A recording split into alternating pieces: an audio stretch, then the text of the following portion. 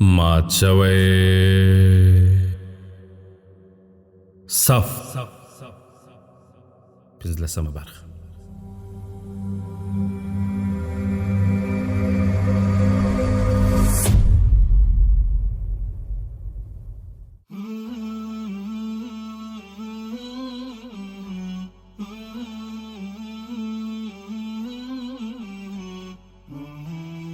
مات شوی صف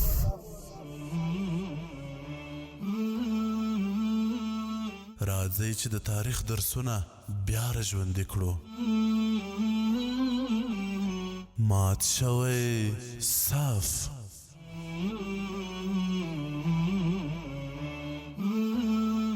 موږ یو ملت وو خو اغیار سره پردي کړو.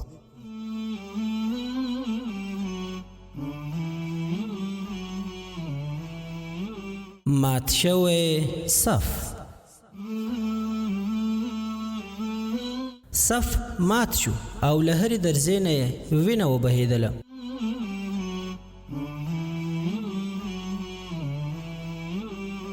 مات شوی صف.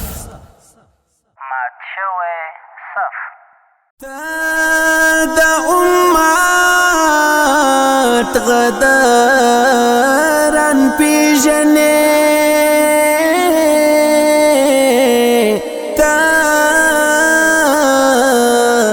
د امت غداران پیژنې.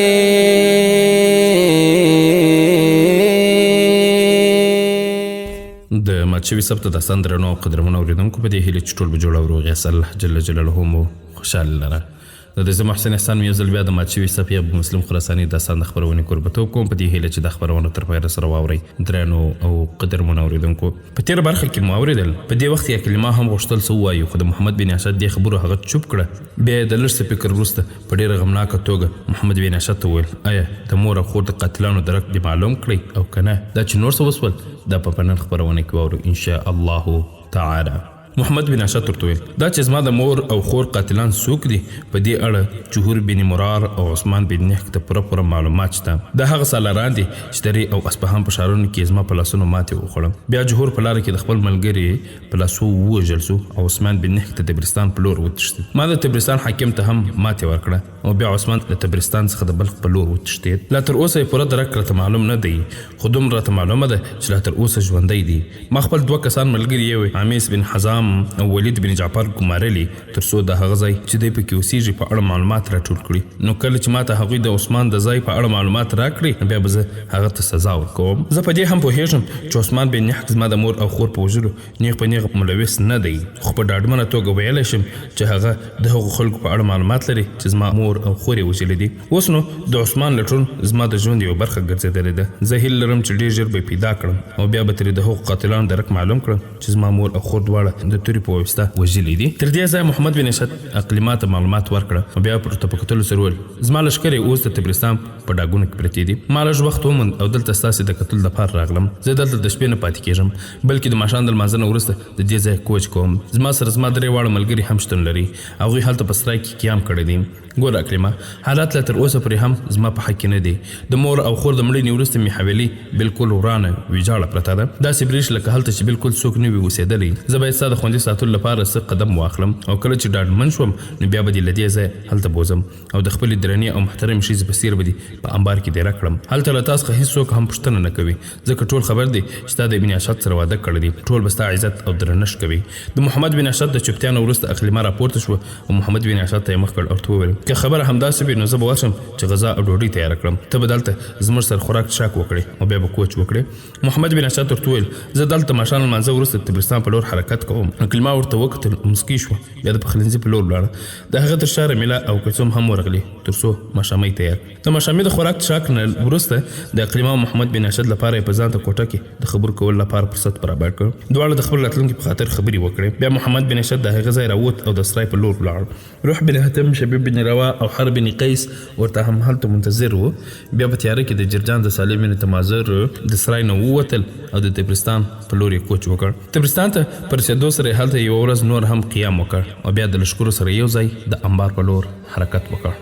چاته د سلطان صلاح الدین تکبیر په زړه پروت دی وا معتصمان نعرې پر یاد لا هم تازه پروت دی ته د عثماني خلافت په لوړو خوبونو کې ته د اسلامي جهان رڼا او څراغونو کې تا ته خراسان بخارا سمرقند هیڅ نشکاري تا ته غزنوي او د ابدال توري هم نشکاري ته د عقبه بني نافع کروان تو ګورا بیا نو د زرادا د غزا تو پانت ګورا شد چې د دین مبین هم داس پایان پیژنې خدا غداران پیژنې خدا غداران پیژنې خدا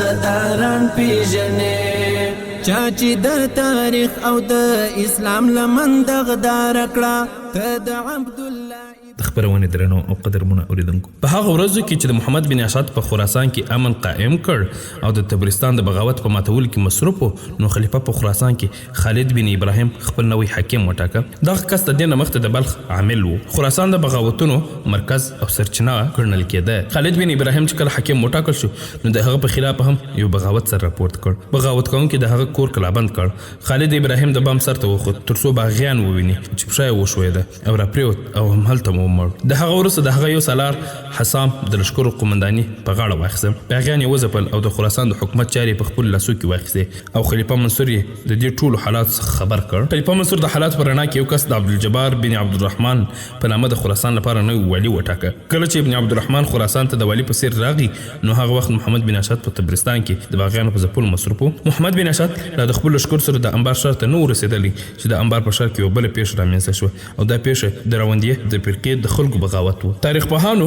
او په ځانګړې توګه مولانا اکبر شاه خان نجیب آبادي وایي چې د راوندیه دغه ډلې د شیګانو د ډلو څخه یوه وه هغه یې لږ څه تفصیل هم لیکلی او وایي چې دا په حقیقت کې د خراسان او ایران د جاهلو خلکو یوه ډله وه چې په راوند په سیمه کې اوسېدل او د ابو مسلم خراساني نږدې دوستان ګرځېدلي وه هغه ډله چې ابو مسلم خراساني د خپل ځان لپاره تیاره کړې وه د هیڅ مذهب پورې تړاو نه درلود لکه څنګه به چې لازم او ضروري ګڼل هغوی هماغسې کار د اخیستلو لپاره به یې تیاروله د راوند په ډله د تناسخ او حلول قائل وو هغوی عقیده درلوده چې الله تعالی په منصور کې حلول کړی دی په دې خاطر خلیفہ منصور خپل خدای ګاڼه او د هغه زیارت کول او عبادت یې کول روا او جایز ګڼل هغوی دا عقیده هم درلوده چې د سیدنا آدم علیه السلام روح په عثمان بن نح کې او د سیدنا جبرئیل روح په حسیب بن معاویه کې حلول کړی دی عثمان بن نح هم چې د محمد بن اشعث د خور او مور دواړو قاتل او د قاتلانو مشر و د همدې ډلې سره غړی و خو چیرې پټ شوی و خو هاشم بن معاویه سره ګڼ شمېر سرتیر موجود و د خلکو هم د خراسان یو شمېر خاصې سیمې خپل ځای او مرکز باله په دې اساس د دې خلکو یوه ستره ډله هلته په انبار ته په داسې وخت کې ورننوتله چې خلیفه منصور لښکر یې بیرون د بغاوتونو په آرامولو ماتولو کې بوختي وې د انبار ښار ته د دې خلکو په راتلو سره د خلکو د خپلې عقیدې څرګندونه پیل کړه خلیفه منصور یې 200 کسان ونیول او بندیان یې کړل څرنګه چې دوی ډېر زیات شمېر ښار ته راننوتي وو نو د خپلو خلکو په بندي کولو کې ډېر قهرول شوي وو په بندیخانه یې حمله وکړه خپل ملګري آزاد کړل او بیا د خلیفه منصور قصر کلابند کړ د حیرانتیا خبره خو دا وه چې له یوه اړخه یې منصور خپل خدای ګاڼه او له بله اړخه د هغه د مرضي او خوش په خلاف د هغه قصر کلابند کړی و دلته دا خبره د یادولو وړ ده چې د بنو امیه یو سردار چې یزید بن حبیره نومېده او د هغه یو مرستیال سردار معن بن زائد و کله چې دوی د عباسیان په خلاف جنګ کاوه نو هغه وخت معن بن زاده د یزید بن حبیره د ډیرو مشهورو سالارانو څخه و کله چې ابن حبیره کار خلاص شو نو معن بن زائد راغی او د انبار د ښار په یو کور کې پټ شو دا په داسې حال کې چې عباسي خلیفه منصور د بنو امیه د هر وګړي په پیدا کېدو پسې ګرځېده هغوی د معن بن زائد د نیولو او وژلو هوډ درلود کله چې دغو بېدینه رواندویانو د منصور قصر کلابند کړ نو منصور د خپل قصر نه په یوه لاره ووت او بلبیانو د له منځه وړلو لپاره یې قدم پورته کړ خو څرنګه چې هغه وخت په دارالحکومت کې داسې کوم ځواک شتون نه درلود چې د دې باغیانو او بلبیانو مقابله وکړي او د خلیفه منصور لپاره هم دا وخت ډېر نازک او ګواښمن و او د ډېرې شونتیا لیدل کېده چې واک له هر څه د منصور له لاسه وځي او راوندیه بلبیان پرې واکمن شي او بیا د خلیفه منصور ژوند هم د منځه یوسي نو د دې خطرناک حالات څخه په ګټې اخیستو سره معن بن زائده قوت خپل کړ او څرنګه چې هغه په دې ورځو کې همدلته د انبار په ښار کې پټ اوسېده او خپل ژوند یې خوندي ساتلو په لړ کې یې ځان پټ کړی و سم د لاسه وسله راواخیسته بیرون راووت هلته ټول هغه خلک چې په وسلو سنبال و د ده سره ملګري شول او هغه ځای ته راغلل چیرې چې روندیه بل وګر ناست و. تاریخ پوهان لیکي مان بن زاید په خپل ګزار کې ځنډ ونه کړ. کله چې خلکو وکتل چې یو کس د خپل وسلوال ملګرو سره پر روندیه بل وګرو حمله پیل کړې ده نو ټول شول او پر روندیه بل وګرو حمله پیل کړه. خو د مان زاده حمله او ګزارونه ډیر ګټور ثابت شول او منصور په خپل سترګو دغه اجنبي کس حمله او ګزارونه کتل. زایده په دې جنگ کې د یو ښه سالار رول ولوباوه. پایلې دا شوې چې روندیه بل وګر په دې جنگ کې سخت ځان وکتل او ماته یې وخوړه. په دې وخت کې د ښار ټول خلک راپورته شول او د روندیه باغیانو وګړي ځای په ځای ووژل. د بلوا د ختمېدو نه وروسته خلیفه منصور د خلکو څخه وپوښتل چې هغه کس څوک و چې په پوره مېړانه او همت سره د دې فتنې له منځه وړلو کار وکړ او خپل ځان یې خطر ته ورکړ. خو فتنه یې چوپ کړم. خلکو ورته ویل چې هغه ځوان چې په دې حساس وخت کې د دارالحکومت په خطر کې و ستا د مرستې لپاره راودنګل هغه د بنو امیه ملاتړی مان بن زاید دی. هغه د بنو امیه ستر او مشهور سالار و او کوم په اړه چې تاسو د وژلو اراده کړې وه. کله چې خلیفه منصور ته معلومه شوه چې دا کس مان بن زاید و نو سم د لاسه امان ورکړ او د هغه پخواني ګناهونه یې وبخښل او د هغه په عزت او مرتبه کې زیاتوالی راوست. د راوندیه د دې بلوا د له منځه وړلو وروسته خلیفه منصور ته دوه نور ستر مسایل هم رامخته شول. هلته په خراسان او سند دواړو کې بغاوتونه سر راپورته کړ. تر هغو چې د خراسان پورې اړوند و نو هلته خلیفه منصور د خالد ابراهیم د مړینې وروسته یو کس عبدالجبار بن عبدالرحمن والي ټاکلی و. بدبختي دا وه چې عبدالجبار بن عبدالرحمن د خراسان د ولایت د ترلاسه کولو سره سم د پخواني حکومت ټول کارکوونکي لرې کړل. څه یې ووژل او څه یې وشړل. د سیمې ستر سرداران یې بې دریغه ووژل او په سیمه کې یو نوی توپان راپورته کړ. دا خبر خلیفه منصور ته ورسېد او ورته وویل شول چې عبدالجبار بن عبدالرحمن د عباسیانو ملاتړي او خیر غوښتونکي سرداران یو په بل پسې وژني او له منځه یې وړي او په سیمه کې یو نوی توپان راپورته کړی دی او د دې مخنیوی باید وکړل شي. خو خلیفه منصور متذبذب و. نه پوهېده چې څه ډول د عبدالجبار لاس بیرته د کاره وکاږي. هغه په دې ویرېده چې هسې نه چې دا په بغاوت لاس پورې کړي. اخر خلیفه منصور پرېکړه وکړه چې عبدالجبار به په ډېره نرمه توګه د خپل ځان متې او په منبرداره وګرځوي او په دې وخت کې د خلیفه منصور سره د دې نه اخوا بل لاره او چاره هم نه وه ځکه چې خراسان مرکز نه ډېر لرې و. که څه هم محمد بن اسد د خپل پوځي مهم نه وروسته بیرته انبار ته ستون شوی و خو خلیفه منصور هوډ نه درلود چې د خراسان په لور لښکرکشي وکړي او حالات نور هم ګډوډ او خراب کړي. اخر منصور د خراسان حاکم عبدالجبار ته قاصد ولېږه تر څو د خراسان د ځواکونو یو برخه د غرب په لور ولېږل تر څو د رومیانو په خلاف جهاد کې مصروف شي ځکه دغو رومیانو د اسلامي هیواد په پلو کې ډېر ګډوډي را پیدا کړې وه. د خلیفه منصور مقصد دا و هغه وخت چې د خراسان د ځواکونو یو ستره برخه د دوی جدا او د رومیانو په خلاف په جهاد کې مصروف شي نو په هغه حالات کې به عبدالجبار ګوښه کول او د هغه په ځای بل څوک حاکم کول اسانه وي. خو عبدالجبار هم ډېر تیز فکر انسان و. هغه د منصور د دې پیغام په ځواب کې ولیکل ترکانو لښکرکشي پیل کړې ده. په دې حال کې که موږ لښکر د خراسان بل لور ته وکاږو نو ویرېږم چې خراسان به له لاسه ورکړو. خلیفه منصور د دې ځواب د ترلاسه کولو وروسته عبدالجبار ته ولیکل چې ماته د خراسان ځمکه د هر ځای نه زیات ارزښت لري. تاسو د خراسان د خوندي ساتلو په فکر کې اوسئ. که چیرې ترکانو په خراسان حمله پیل کړه نو زه به خراسان ته د انبار څخه نور لښکر هم در ولېږم. ته د خراسان په اړه دومره اندېښنه مه کوه. عبدالجبار د خلیفه منصور د دې لیک لوست نه وروسته هغه ته په ځواب کې ولیکل د خراسان عایدات او محصول دومره زیات نه دی چې د دومره سترو لښکرو بار پورته کړی شي. په دې اساس که ته کوم بل لښکر خراسان ته راولېږې نو موږ به د مصارفو د پورته کولو جوګه نه اوسو. د دې ځواب د ترلاسه کولو وروسته خلیفه منصور ډاډمن شو چې عبدالجبار د بغاوت کولو لپاره ملا تړلې ده. اوس نو هغه اراده وکړه چې عبدالجبار ته یو کلک ګزار ورکړي. په دې اړه خلیفه منصور تر ټولو لومړی د خپلو ټولو سالارانو یو عمومي غونډه راوبلله او په دې اړه ورته پوره معلومات ورکړل. تر څنګ ټول هغه پیغامونه چې د او د عبدالجبار ترمنځ د قاصدانو په واسطه رابدل شوي وو هغه هم ټول خپلې دغې غونډې ته واورول. د دې معلوماتو وروسته سالارانو په خپلو کې سره سلا مشوره پیل کړه. په دې وخت کې خلیفه منصور ټولو ته یو ځل بیا وویل که چیرې د خراسان نه راپورته کېدونکي بغاوتونه موږ په کلکه ونه ځپو او له منځه یونسو نو هلته به تل زموږ په خلاف بغاوتونه سر راپورته کوي. زه غواړم د خراسان د اوسني بغاوت له منځه وړلو وروسته هلته داسې څوک حاکم کړم چې د بغاوت او سرکشي خطر نه تر سترګو کېږي تر څنګ هغه په خراسان کې د بل بغاوت د راپورته کېدو لپاره موقع او فرصت ورنه کړي او باغیان او سرکشان په خپل مخ کې مات کړل شي. د دې بغاوت د ماتولو لپاره ما اراده کړې ده چې د خازم بن خزیمه او محمد بن عشت مشري لاندې هغه لور ته یو ستر لښکر ولېږم. کله چې دې دواړو د عبدالجبار مقابله وکړه او د هغه دغه بغاوت په سختۍ سره وځپې تر هغو چې د کوم حکم د ټاکلو پورې اړوند نو ما لا تر اوسه پورې په دې اړه کوم فکر نه دی کړی. تر دې ځایه خلیفه منصور خبرې وکړې او بیا ورته خازم بن خزیمه په ډېر ادب سره وویل هر څه چې تا وویل هغه ټول صحیح دي. تر هغو چې غیر مسؤل خلک د خراسان په ولایت ټاکل کېږي د هغه پایلې همداسې راځي. بغاوتونه کوي او سرکشي ته ملا تړي.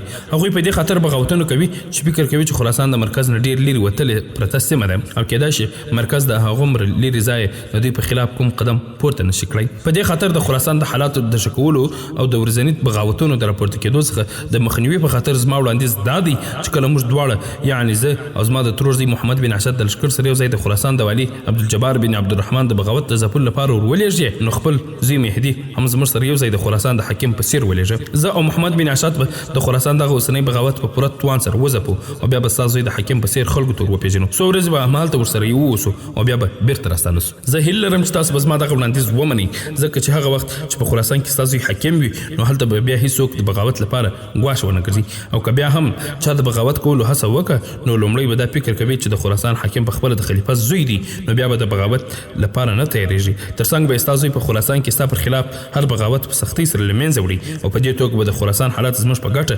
راوڅرخېږي او امن او سکون به پکې حاکم شي. داسې څرګندېده چې د خازن بن خزیمه د وړاندیز سره خلیفه منصور موافقه کړې وي. په دې خاطر کله چې خازن بن خزیمه چوپ شو نو خلیفه منصور ورته په ستایونکو سترګو وکتل او ته ویل ابن خزیمه زه ستا د وړاندیز سره موافق یم او تر څنګ له تا نه شکریه هم ادا کوم. زما په اند په دې موضوع به نور بحث او څېړنې ته اړتیا نه وي. تاسو دواړه 2 ورځې وخت لري تر څو د ځان لپاره لښکر تیار کړئ او د خراسان په لور وخوځېږئ. هلته د عبدالجبار بن عبدالرحمن بغاوت مات کړئ او بیا هم هلته د څو اونیو لپاره تم شي ځکه کله چې د خراسان لښکر زما زوی مهدي ته ورحواله کوي نو تر هغو به مهدي د هغه ځای د حالات څخه هم خبر شوی وي او بیا به د کومې خطرې د رامخته کېدو ویره هم ونه لري. تر دې ځایه خلیفه منصور خبره وکړه. بیا د محمد بن اشد په لور په خوښۍ سره وکتل او ته ویل زوی ستا حالات وینم او غواړم چې په دې اړه ډېر څه درته ووایم.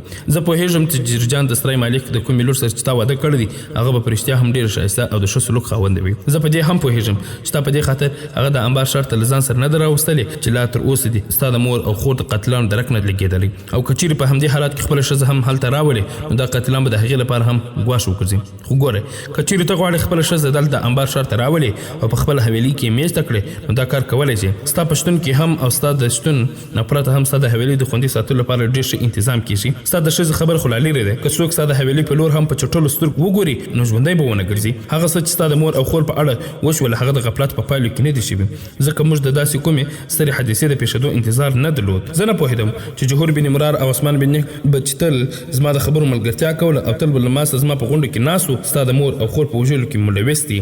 خیر جوهر بن مرار خو خپل انجام ته ورسېد او چې د خازن بن خزیمه سره یو ځای د خراسان په لور روان یاست نو هلته عبدالجبار بن عبدالرحمن د بغاوت ماتولو سره یو ځای په نورو حالاتو باندې هم څارنه کوي. زوی تا ماته څرګنده کړې وه چې تا خپل 2 کسه مخلص ملګري د عثمان بن نحک په لټون پسې لیږلي دي. هغوی ته زما له اړخه حکم وکړه چې خپل کارونه په پوره چټکۍ سره سرته ورسوي او په هر صورت چې شوني وي عثمان بن نحک ترې را پیدا کړي. کله چې عثمان بن نحک درته په لاس درشي نو تر هر څه لومړی ترې د هغو خلکو په اړه پوښتنه وکړه ستا د مور او خور رښتیني قاتلان دي او بیا عثمان بن نحک په داسې مرګ ووژنه چې د راتلونکو سالارانو سازش کوونکي او غدارانو لپاره د ژوند سبق وګرځي. خازن بن خزیمه او محمد بن اسد د خلیفه منصور د خبرو سره اتفاق وکړ. دواړو په 2 ورځو کې د خپل ځان لپاره یو ستر لښکر برابر کړ او بیا د انبار د ښار څخه د خراسان په لور وخوځېدل. خلیفه منصور د دوی د لښکر سره یو ځای خپل زوی مهدي هم د خراسان د حاکم په څیر ولېږه. خازن بن خزیمه محمد بن اسد او مهدي درې واړو د خپل لښکرو سره یو ځای لومړی درې ښار ته ورسېدل. هلته د خپل لښکرو یوه برخه جدا کړه او هغه د مهدي تر قومندې لاندې ورکړه او مهدي ته یې وویل هم هلته درې په ښار کې تم شي.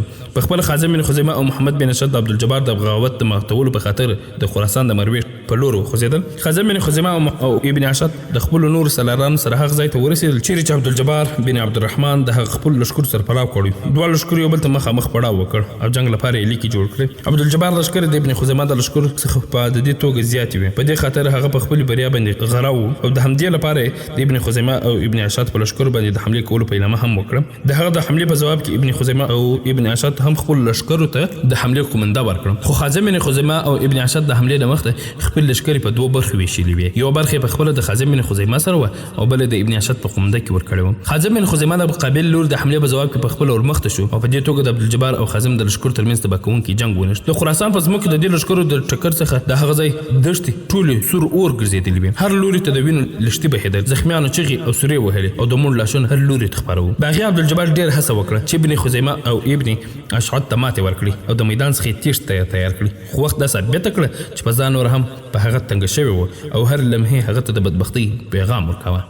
خبرونه درنو قدرمنه اوریدونکو تاسو ته به اوس معلومات شوي وي چې موږ ولې د خبرونه د مات شوي څه په نامه ونومول. ځکه که د کتاب له شروع څخه وګورئ بیا تر اوسه پورې څه بغاوتونه چې کیږي او څه جنګونه چې کیږي ټول د مسلمانانو ترمنځ کیږي. مسلمانان یو صف وو خو په منځ کې اغیار لاسونه واچول، اموي خلافت په عباسي واړوه او په منځ کې دوی خپل کارونه کول. نو دلته چې څومره وینې تویږي هغه ټولې د مسلمانانو وینې دي، ځکه صف مات شو او له هرې درزې نه یې وینه وبهېدل. باغي عبدالجبار ډېر هڅه وکړه چې ابن خزیمه او ابن اشعث ته ماتې ورکړي او د میدان څخه تیښت تیار، خو وخت دا ثابته کړه چې په ځان ور هم په هغه تنګه شوی و او هر لمحه هغه د بدبختۍ پیغام ورکوه. هر لحظه د هغه د لښکریانو ځانونه مخ په زیاتېدو، ان تر دې چې عبدالجبار احساس کړ چې د هغه ځواکونو نور د جنګ وړتیا نه لري او په مقابل کې د ابن خزیمه او ابن اشعث ځواکونه یو په بل پسې مخته راځي او په پوره ځواک سره د هغه ځواکونه له منځه وړي. کله چې عبدالجبار اندازه ولګوله چې اوس نو د نړۍ هېڅ ځواک د هغه ماتې نشي تم کولی، نو خپله ماته یې ومنله او په تیښته وتښتېد. خو د هغه تیښت په وخت کې ونیوه او هغه ځای ته یې راوست چیرې چې ابن خزیمه د ابن اشعث د خپلو سالارانو سره یو ځای د زخمیانو په مرهم پټیو مصروف و. عبدالجبار بن عبدالرحمن د هغوی تر مخ ودروه، د هغه سر ځمکې ته ټیټ و، ان تر دې چې خازن بن خزیمه ورته وویل ته څومره ناپوه او ناعاقبت اندېښمنه سالار وختلې. ګوره د خراسان امارت ډېر ارزښتناک و، یا ستا ژوند او عزت دا هر څه خو ستا د ژوند او عزت نه زیات نه و. تا داسې یو امارت لپاره خپل ژوند د ګواښ سره مخ کړ. خلیفه څو ځلې تا ته پیغام راولېږه، بیا درته حکم وکړ چې خپل پوځ یوه برخه دې د رومیانو په خلاف جهاد ته ولېږه. د دې هر څه نه مقصد دا و چې خلیفه پر تا شکمن شوی و، تا د خلیفه دوستان په بېرحمۍ سره ووژل او خلیفه دې حد ته راغی چې ستا د ګوښه کېدو لپاره لارې ولټوي. خو تا هغه لاره خپله کړه چې ستا د مرګ په لوري ورځي. تا ته کوم جاهل مشوره درکړې وه چې د خلیفه په خلاف بغاوت ملا وتړه، او کوم احمق انسان تا ته صلاح درکړې وه چې د خلیفه د حکم مخالفت وکړه، خپل ځواکونه د رومیانو په خلاف مه ولېږه. عبدالجبار واوره، زه یې ستا د بغاوت د ماتولو لپاره ورسره یم. ما سره زما ورور محمد بن اشعث ملګری دی. زه ستا په خلاف د هیڅ ډول کردار وړتیا نه لرم. زه دې د خلیفه په لور ولېږم، هغه به ستا د ګناه او کردار له مخې تا ته چې کومه سزا لازمه وکړي هماغه به درکړي. تاریخ پوهانو کې ابن خزیمه عبدالجبار ته د خرس یو پوستکی ور په غاړه کړ او بیا په اوښ باندې داسې کېناوه چې مخې اوښ د لکۍ په لور و او د خپلو څو کسو سالارانو سره یو ځای د انبار په لور ولېږه. د تاریخ پوهانو د وینا له مخې عبدالجبار د خپلو ملګرو سره یو ځای په 142 هجري کال د خلیفه منصور تر مخ وړاندې کړی شو. منصور د هغه په مقابل کې د سخت کاروایي حکم وکړ. لومړی د هغه لاس پښې پرې کړې او د هغه نه وروسته په تعظیم مرګ باندې ووژه او په دې توګه په خراسان کې د عبدالجبار له اړخه راولاړ شوی بغاوت وځپل شو او مهدي د خلیفه ابو منصور له اړخه د خراسان نوی والي وټاکل شو. د عبدالجبار د راولاړ شوي بغاوت او بیا د دې بغاوت د ځپلو وروسته ابن خزیمه او ابن اشعث هم هلته د خپل لښکرو سره یو ځای په همهغو میدانونو کې پړاو ته دوام ورکړ چیرې چې د عبدالجبار لښکرو ته ماتې ورکړې وه. یوه ورځ ابن خزیمه، ابن اشعث، ابن حاتم، ابن رواح، ابن قیس او ابن حرشي او نور سالاران ناس او په کوم موضوع خبرې کولې چې نه یوازې ابن اشعث بلکې ابن حاتم هم متوجه شول چې د یوه اړخه عمیس بن حزام او ولید بن جعفر راڅرګند شول. د دواړو هغه کسان وو چې محمد بن اشعث د عثمان بن نحق د پیدا کېدو او په لټون پسې استولي وو. کله چې رانږدې سول د خپل آسونو څخه راکښته شول، ټولو سالارانو سره یې روغبړ وکړ او بیا د محمد بن اشعث تر خوا کېناستل. په دې وخت کې محمد بن اشعث هغوی ته د شرغلاس وروسته وویل زما درنو ملګرو، آیا موږ ته مو له ځان سره کوم ښه خبر راوړی او که څنګه؟ په ځواب کې عمیس بن خزم یقینا موږ تا ته له ځان سره ښه خبر راوړی دي. هغه خبر چې د موږ سره دی که پر هغې باندې په ښه توګه عمل وکړو شي نو وروستۍ پایلې به هم زموږ د ټولو لپاره ډېرې ګټورې وي او زموږ مقصد به ترې ترلاسه شي. د دې خبر سره سم ابن خزیمه او ابن اشعث د نور سالارانو سره یو ځای ډېر خوشحاله شول.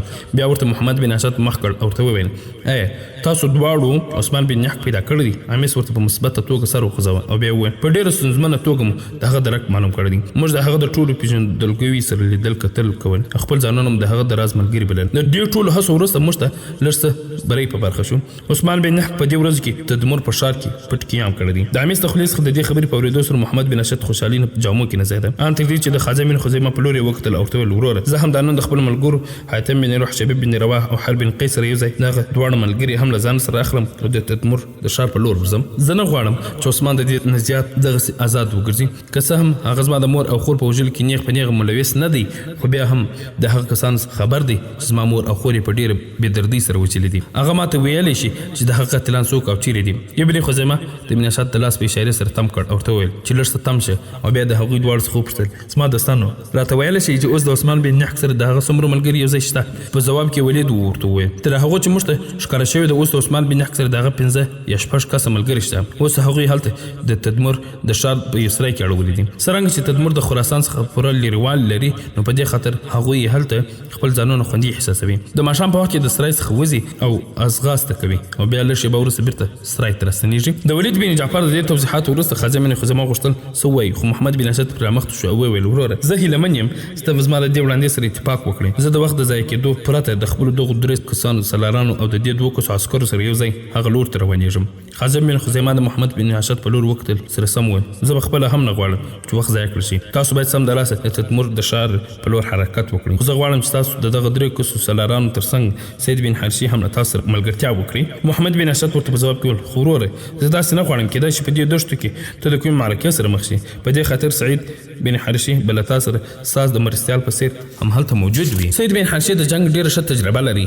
او دا سالاران ډیر کم ترلاسه کیږي زما ملګری زما هم دغه درې کس سالاران او ترڅنګ زما دوه کس عسكر دي چې د جنگ او تر وهولو ښه تجربه لري وروره تا اندېښنه مه کوه زه هیله یم چې ماته به ډیر ژر د خپل مور او خور د قتلانو په اړه معلومات ترلاسه شي او زه به وتوانېږم چې هغوی د خپل اعمالو انجام ته ورسوم هو وروره زما په نشتوالي کې یو باوري کس د جرجان په لور ولېږه تر څو سالم یې مازر سره وویني هغه زما افسر او د سرای مالک دی هغه ته دا پیغام ورکړي چې زه د قتلانو د پیدا کولو په خاطر د مور د شار په لور روان یم او ډیر ژر به د خپل مور او خور قتلان ومومم او د خپل اعمالو په سزا به ورسم ابن خزیمه د ابن حشد د خبر سره اتفاق وکړ او بیا ټول راپورته شول لږ به ورسره ابن حشد شبیب بن روا او حاتم بن روح او حرب بن قیس د عمیس بن حرام او ولید بن جعفر سره یو ځای د تدمر په لور روان شول په داس حال کې چې خازم بن خزیمه د خپل لشکر سره یو ځای د انبار د شار په لور د کوچ کولو لپاره تیار شو غداران پیژنې تا ته تاریخونه د حوتین او د تبوک یادي تا ته د دمشق لیبیا غزاوي د یرموک یادي تا د عمر مختار قعقاع تاریخ لوستی دی تا د قادسې وها تکبیر ته فکر کړی دی تا ته د خیبر د عالی هر گزار معلوم هم دی تا ته د بدرین و حنین ټول اسرار معلوم هم دی تا د محمد ابن قسم لتوری خبر تا د عمر عدل شعرنی هم دیر خبر تا بدا امت دغه ویاړل مشران پیژنې خو تا غداران پیژنې خو تا غداران پیژنې خو تا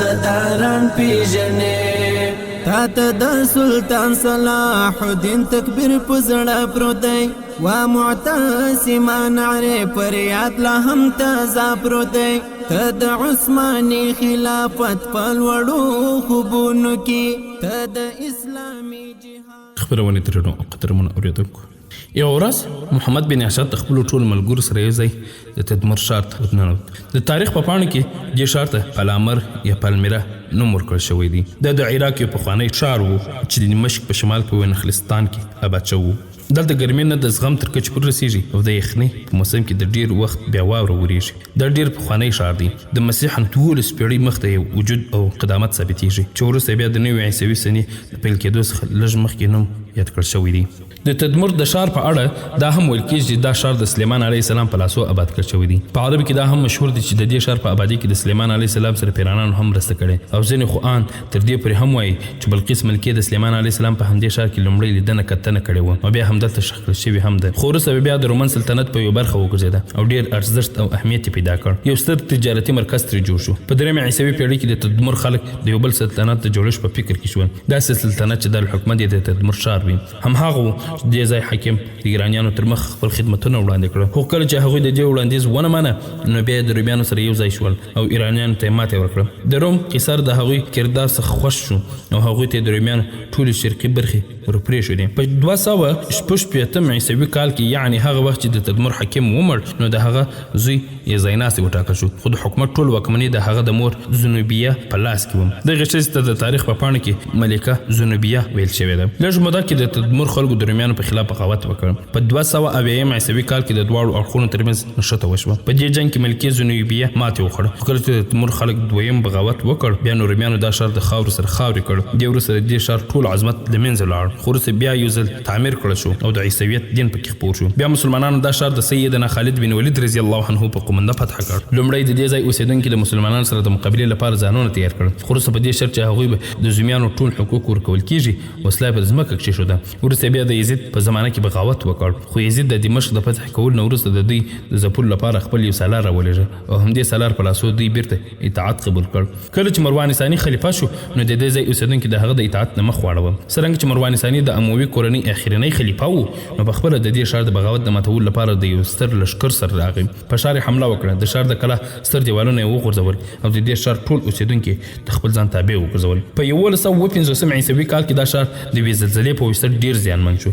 یو مشهور تاریخ پوه دمشقي د دې ښار د کندو کپورو ترڅنګ د یوه جومات یادونه هم کړې ده چې چت یې د تیږو څخه جوړ شوی و. کله چې په شرقي هېوادونو کې ستر زوال راغی نو دا ښار هم دغه زوال ښکار وګرځېد او د دې ځای اوسېدونکي ټول یو کوچني کلي ته منتقل شول. په 1488 عیسوي کال کې د حلب د انګریزي کارخانې مالکانو د دې ښار پخوانۍ نښې راپیدا کړې او یو ځل یې بیا آباد کړ. د تدمر ښار ته په ننوتلو سره محمد بن اشد خپل ملګرو سره په یوه سره کې قیام پیل کړ.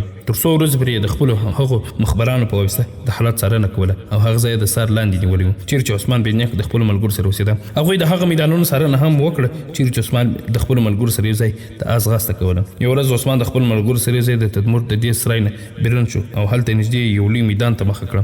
د دې میدان شاوخوا ګڼې ونې راشنې شوي دي او د همدې ونو ترمنځ د ځغاستې ستر میدان جوړ شوی و. کله چې عثمان د خپلو ملګرو سره د ځغلولو لپاره ځان جوړ و محمد بن اشد پرې څرګند شو. هغه نیغ راغی او د عثمان بن نیک او د هغه د ملګرو تر مخه ودرېد او د هغوی لارې ونیوله. د محمد بن اشد په ناڅاپي کتلو سره عثمان مخ تک جاړ شو، خو ډېر ژر یې ځان سنبال کړ او په قهرولي توګه یې د محمد بن اشد ته وکتل او ورته وویل ته دلته او هغه هم په داسې بڼه چې موږ لاره کې درېدلی. کله چې عثمان چوپ شو نو محمد بن اشد ورته په ډېره سخت غضبناکه توګه وویل ای ابن نحکه واوره ایا تا فکر نه و کړی کوم کار چې تا کړی او یا ستا په واسطه کړل شوی د هغه د عکس العمل په توګه به څوک ستا په تعقیب پسې نه راځي؟ زه دا دی ستا تر مخه د مرګ په څېر ولاړ یم. د یو چا د جذباتو او احساسات سره د لوبو کولو نه وروسته بیا تېښته دومره اسانه نه ده. ګوره پخوا له دې چې زما او ستا ترمنځ ټکر پیل شي راته ووایه چې زما د مور او خور قاتلان څوک دي او چا دا ظلم او تېری کړی دي. تر دې ځایه د خبرو وروسته محمد بن اشد چوپ شو. عثمان بن نیک ورته په ډېر قهر سره وویل دا څه د جاهلانو خبره کوې؟ ته دلته یوازې او موږ 6 کسان نور هم ولاړ یو، بوټي بوټي به دې کړو او وینه به دې د دې ځمکې شنې ګیا خوراک وګرځو. د دې په ځای چې ته له موږ بخښنه وغواړې برعکس موږ ته ګواښ او تهدید کوي او بیا موږ نه پوښتنه کوي چې مور او خور دې چا وژلي دي. ورشه او هر قاضي دی چې زړه غواړي دلته یې له ځان سره راوله. هر محتسب دې زما په خلاف په کار وي را پیدا یې کړه او را یې وړه. خو په دې هم پوهېږم چې هېڅوک به دې د مرستې او ملاتړ په خاطر رانشي. وروره زه د دې نه یم منکر چې ما به ستا د مور او خور په وژلو کې لاس نه درلود. ما ته همداسې کول اړین و، خو زه په څرګنده توګه د ابوجعفر منصور درباري وم او په ښکاره توګه د هغه ملاتړی او حامي وم. خو په حقیقت کې ما د ابومسلم خراساني سره نږدې ملګرتیا درلوده او همهغه سړی وم. خو څرنګه چې ته د هغه په وژلو او د هغه په دښمني کې د نور نه مخ ته وې نو په دې خاطر مې ستا زورول او ستا کړول د ژوند مقصد ګرځېدلی و. په دې خاطر مې دغه کار ستا د مور او خور په وژلو کې ترسره کړ تر څو ته در په در او خاورې په سر هر چیرې وګرځې. اوس دا د قدرت ته یوازې او تنها زموږ د 6 کسانو مخ ته راوستلی. شاید چې کوم احمق درته ویلي وي چې ما دلته تدمر په سره کې قیام کړی دی او تا به هم فکر کړی وي زه دلته تنها او یوازې اوسېږم. زه دا منم چې ته ډېر ښه تیغزین یې او په غوښو ویشتلو کې هم پوره مهارت او پوهه لرې. خو بیا هم ګوره چې موږ دلته اوس دا دي 7 کسان ستا تر مخ ولاړ یو خو ته تنها او یوازې. آیا ته به زموږ د ټولو له اړخه دغه ضربه او ګزار وزغملی شي؟ کله چې عثمان چوپ شو نو محمد بن اشد ورته پخوا نه په زیات قهر او غضب سره وویل ته ډېر احمق انسان یې.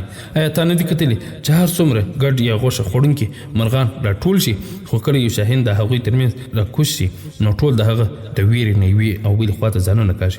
ابن نحکه که ته فکر کوې چې ته د خپل ځان سره 6 نور ملګري هم لرې او زه ځان ته یم نو یاد ساته چې زه ستا 7 واړه په خپلو تورو سمولی شم او له منځه مو وړلی شم بیا د خپل منزل په ارامۍ سره ستنېدلی شم. د محمد بن اشد په چوپتیا وروسته ابن نحک په ډېر غضبناکه توګه وویل کله چې ته زموږ ژوند ته خاتمه ورکوې نو تر هغه وخت پورې به ته ژوندی پاتې نه شې.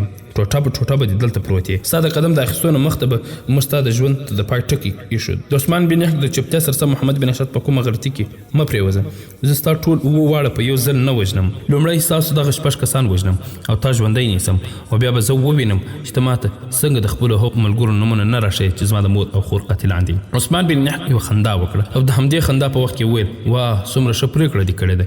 یعنې ته لومړی زما دغه 6 ملګري ټول د تیغه تېروې او بیا ما ژوندی نیسي ووایه دا څه ډول شیونه دی. بیا عثمان بن حق محمد بن اشد ته په پرېکنده توګه وویل که ته ګمان کوې ته به موږ ټول اووه واړه کسان له منځه یوسې نو راځه زه ستا مقابلې ته یوازې 3 کسان درلېږم وبه وینم چې هغوی له تا سره څه کوي. کله چې له هغه 3 کسان د عثمان بن اشد په لور د حملې لپاره ورمخې ته شول نو شاوخوا ګڼو ونو څخه پرې د غش باران وشو او د محمد بن اشد په لور 3 واړه ورمخ ته تلونکي کسان یې په ځمکه راپرېوستل. عثمان بن حق د دې حالاتو په کتلو سره نور هم ژړ وتښتېد او سخت ورخطا شو. په دې وخت کې محمد بن اشد په زور وخندل او بیا وویل ته ماته د خپلو شپږو وسلوالو کسانو په واسطه ګواښ کوې دوی به پر ما حمله وکړي او ما به ټوټه ټوټه کړي. ووینه اوس خو ستا د 7 کسانو څخه 3 کسان دا دي په ځمکه پراته دي. دا داسې وګڼه چې ما ستا د ګناهونو د 3 څخه 3 درېسې بندي کړي دي 3 نورې پاتې دي او د هغه وروسته به ته ځان ته پاتې کېږي.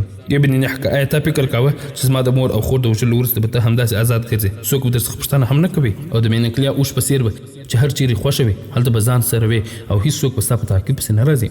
ابن نحک ته خو زما پخوانی ملګری وي او زما او ستا ترمنځ ډېره خوږه ناسته پاسه وه. که چیرې زه خبر وی چې ته د میږ په پوستکي کې لیوه یې نو ما به همهغه وخت ستا ژوند ته د پای ټکی ایښی وی. خو ګوره پخوا تر دې چې زه ستا لاسونه او پښې وتړم او بیا دې په سرو اوبو او یا سرو تیلو کې ور واچوم ما ته ښکاره کړه چې زما د مور او خور قاتلان څوک دي. د کومې پرېکړې لپاره ابن نحک په سختو فکرونو کې پاتې شو. په همدې وخت کې د غش یو بل باران پیل شو او د ابن نحک هغه پاتې 3 کسان ملګري هم د ځمکې لوري ته راوغورځول او له منځه یې وړل. خپلو پاتو 3 ملګرو په مرګ باندې ابن نحک هم متحرک شو غوښتل یې وتښتي آس یې وګرځاوه. په همدې وخت کې خپل آس ور مخته کړ او د شا څخه یې ونیوه او لاندې یې په ځمکه راوغورځاوه. ابن اشد د آس څخه راکښته شو تورې یې لوڅه کړه او د عثمان بن نحک په لور روان شو. تر دې وخته پورې د ونو د بڼ نه د محمد بن اشد نور سالاران ملګري هم هر یو راووتل. محمد بن اشد د عثمان بن نحک خواته ورنږدې سو د خپلې تور څوکې د هغه په مرۍ کښېښود او ورته وویل ووایه زما د مور او خور قاتلان څوک او چیرې اوسېږي. کله چې عثمان د ابن اشد خپله درنه توره د هغه په ستونې ور زور کړه نو ابن نحک سخت وویل او په لړزانده توګه یې وویل ستا د مور او خور قاتلان 2 کسان دي. د یوه نوم عاصم بن مرداس دی د بل نوم شبره بن شبیل دی. دواړه د کاکا زامن دي. هغوی یو کاکا په بلخ کې اوسېږي د هغه نوم قاسم بن برقل دی. هلته د بلخ د بازار په پارچه اوبدونکي کې خپل دکان لري او دا دواړه ورېرونه یې هم هلته د همهغه سره اوسېږي. کله چې عثمان بن نحک دا خبره وکړه نو ابن اشد خپله توره پورته کړه او بیرته یې پرې راخلاص کړه د هغه سټ یې ور پرې کړ او بیا د خپلو ملګرو سره یو ځای د بلخ په لور روان شو. د بلخ ښار د نړۍ په ډېرو پخوانیو او مشهورو ښارونو کې شمیرل کېږي. دا ښار د غرونو ترمنځ پروت دی. د امو د سیند څخه 6 میله واټن لري. د دې ښار نښې نښانې اوس شته. بلخ په خپل نوم اوس هم شته او د خپل تاریخ له مخې د افغانستان ډېر مشهور ښارونو څخه ګڼل کېږي. ویل کېږي چې د سکندر اعظم د فتوحاتو نه وروسته د بلخ په نامه دغه ښار د یوې یوناني باختري ریاست د مرکز په څېر موجود و. په 628 عیسوي کال کې یو چینایي بدبشکو هوانګ سانګ دلته راغلی و. د هغه د وینا له مخې هغه وخت د بلخ په ښار کې د بوتانو نږدې 100 عبادت ځایونه جوړ کړل شوي وو. تاریخ پوه دغه ښار د اسلام نه مخته د بدهمت مرکز بولي. د سیدنا عثمان غني رضی الله عنه د خلافت په دوره کې انس بن قیس دا ښار کلابند کړ او بیا فتح کړ. شاعرانو ته امان ورکړ او د ښار ټول خلک او شتمنۍ یې خوندي وساتلې.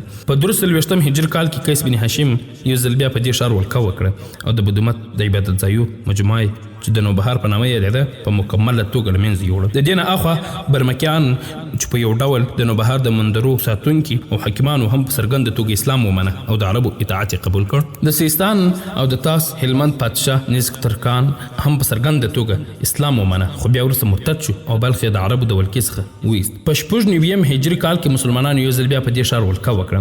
په 100 هجري کال کې د خراسان والي اسد بن عبدالله خپل پوځ او د حکومت مرکز بلخ ته منتقل کړ او دا ښار یو ځل بیا آباد شو. په 900 عیسوي کال سامانیانو د بلخ په ښار ولکه وکړه. د دوی د ولکې په وخت کې د دې ښار ډیر پرمختګ وکړ او بلخ د ماوراء النهر ترکستان او هندستان د خپلمنځي تجارت لپاره یو ستر مرکز وګرځاوه. په دې وخت کې ښار په 2 برخو ویشل شوی او د ښار شاوخوا سیمو ته ربس ویل. ښار چارچاپیره یو لوی دیوال جوړ کړل شوی و چې 7 دروازې درلودې. یو لوی جومات په شهرستان کې درلود. خو ستر بازارونه هلته بیروني برخې چې ربس یې ورته وایي جوړ شوي وو. د بلخ سړکونه د عام ایراني ښارونو په مقابل کې ډیر پراخه او ښه جوړ کړل شوي وو. جوماتونه هم ډیر ښایسته وو. د کورونو انګړونه ډیر پراخه او باغ لرونکي وو. په 1040 عیسوي کال کې سلجوقي سردارانو په دې ښار ولکه وکړه چې د دې ولکه انتر 1155 عیسوي کال پورې دوام وکړ. خو د دې نه وروسته بیا دا ښار ډیر وران ویجاړ وګرځېد. خو د بلخ نوی حاکم امیر قماچ په یو نوي ځای او پراخ میدان کې دا ښار له نوي سره آباد کړ. تر 1198 عیسوي کال پورې دا ښار د کرختیانو په لاسو کې و. د هغې نه وروسته بیا د غوریانو لاس ته ورغی. په 1206 عیسوي کال کې پر خوارزم شاهانو ولکه وکړه خو په 1220 کال کې د چنګیز خان په لاسو د خاور سر خاور کړل شو. د 14مې عیسوي پیړۍ په پیل کې دا ښار یو ځل بیا د کیک خان په لاسو تعمیر کړل شو. کله چې پرې ګوټ تیمور ولکه وکړه نو د پخواني ربس وراني ویجاړي یې بیرته راورغولې او د همدې آبادیو له مخې د بلخ ښار د سمرقند او هرات نه وروسته مرکزي اسیا د ټولو مهم تجارتي ښار وګرځېد. د ازبکو د حکومت په دوران کې د پخواني بلخ ترڅنګ په شمالي شرقي برخه کې د نوي بلخ تر نامه لاندې یو نوی کلی جوړ کړ شو. محمود بن ولی ټول هغه تفریح ځایونه، باغونه، محلونه، نهرونه، جماعتونه، مدرسې چې په هغه وخت کې موجود وي او د ازبکو خوانیو واکمنۍ په دوران کې جوړ کړل شوي وي تر خپل قلم لاندې راوسیدي. په 14مې عیسوي پیړۍ کې د بلخ ښار یو ځل بیا د زوال سره مخ شو او قرار په ورانو ویجاړو بدل شو. د ښار د آبادی ډېرې برخې د مزار شریف په لور کوچ وکړ او د بلخ په ځای دا ښار آباد کړ. بلخ بیا د یو کوچني کلي حیثیت پیدا کړ. یو څو کورونه پکې اوسېدل. په 1950 عیسوي کال د احمدشاه ابدالي یو وزیر شاولي د بلخ او بدخشان د سیمو په ګډون یعنی د افغانستان د شمالي سیمو دغه برخې د احمدشاهي سلطنت پورې اړوند وګرځولې او هلته افغان حاکمان وټاکل. په 1901 عیسوي کال کې ان تر اوسه پورې مزار شریف او بلخ افغانستان د یو ولایت په څیر موجود دي. هر هغه څوک چې د مزار شریف لپاره والی ټاکل کیږي هغه په ټوله سیمه باندې حاکم ګڼل کیږي. خبرونه درنو او قدرمنو اوریدونکو، د افغانستان په تاریخ کې که موږ وګورو د سلطان محمود غزنوي رحمه الله په تاریخ کې د غزنی ډیر زیات ذکر کیږي خو په هغه تاریخ کې هم د بلخ ډیر زیات ذکر کیږي. یعنی د افغانستان په تاریخ کې که د نورو ولایتونو مان راغلي دي اصلا که موږ چیرې د مسلمانانو و تاریخ ته وګورو موږ کوم تاریخونه وایو په هغه کې چې ډیر زیات ذکر راغلی دی هغه د بلخ راغلی دی. یعنی بلخ دومره تاریخي ښار دی چې هغه له پیړیو وجود لري او نوم یې په تاریخ کې یادیږي. نو په افغانستان کې چې ډیر مشهور او تاریخي ښار دی هغه بلخ ولایت دی. که څه هم ما تر اوسه پورې بلخ ولایت لیدلی نه دی. ورغلی یم داسې ورغلی یم چې په شپه کې رغلی یم برته د شپې تللی یم او بیا سهار رالم د نیم ساعت لپاره برته تللی یم. یعنی دغه ولایت مو لیدلی نه دی. ان شاء الله تعالی کله به ورځو ځکه تاریخي ښار لیدل هغه تاریخ او هغه صحنې د انسان وسترګو ته دروي. نو ان شاء الله تعالی کوشش وکړو چې دغه تاریخي ښار وپیرو. اوس بلخ د مزار شریف د ولایت یو برخه ده چې د مزار شریف نه 22 کیلومتره واټن لري او د کابل څخه 643 کیلومتره واټن لري. د بحر د سطح لوړوالی 1150 متره حساب کړل شوی دی. نوې بلخ په 1933 عیسوي کال کې د افغانستان د هغه وخت د کورنۍ چارو د وزیر محمد ګل خان لخوا تعمیر کړل شو چې بیا یې نوم هم تبدیل او د وزیر آباد په نامه یاد کړل شو. په دې ښار کې بازار، حکومتي ودانۍ، تجارتي مرکزونه او کارخانې جوړ کړل شوې. په بلخ کې دولت آباد، کشنده، کشتوپا، جتال او نور ګڼ شمېر کلي آبادي. د دې ځای اوسېدونکي ازبک، تاجک او پښتانه دي. دوی ټول په خپلو ژبو ازبکي، پارسي، دري او په پښتو خبرې کوي. په 1893 عیسوي کال کې د دې ښار آبادي 13,000 وګړي وه. د بلخ عام پیداوار او محصولات لوبیان، چڼې، پنبه، ماش، اوربشې او داسې نور دي. د دې ځای مشهوره میوه خربوزه ده یا خټکی چې ډېرې زیاته کرل کیږي او ښه فصل ترې اخیستل کیږي. قرقیلي، قالینې، شالونه، وریشم او داسې نور د دې ځای د مشهورو مصنوعاتو څخه ګڼل کیږي. دا مصنوعات د همدې ځای نور هیوادونو ته لیږل کیږي. د نړۍ بهترین آسونه هم دلته پیدا کیږي. خلک د کرنې پورې اړوند دي او یو شمېر د قرقل د پوستکو لپاره حیوانات هم پالي. ترڅنګ د نورو حیواناتو پالنه هم پکې عامه ده. د ګرمۍ موسم یې ډیر ګرم وي او د یخنۍ موسم یې بیا ډیر یخ وي. د بلخ په سیمه کې د ډیرو پخوانیو بزرګانو، صوفیانو مقبرې او مزارونه هم شتون لري چې مشهور د خواجه ابو نصر او خواجه عکاشه مزارونه ګڼل کیږي. د نن خبرونې پای. شور د جذبو جوړ ک پیمال شوی مو عظمت دی.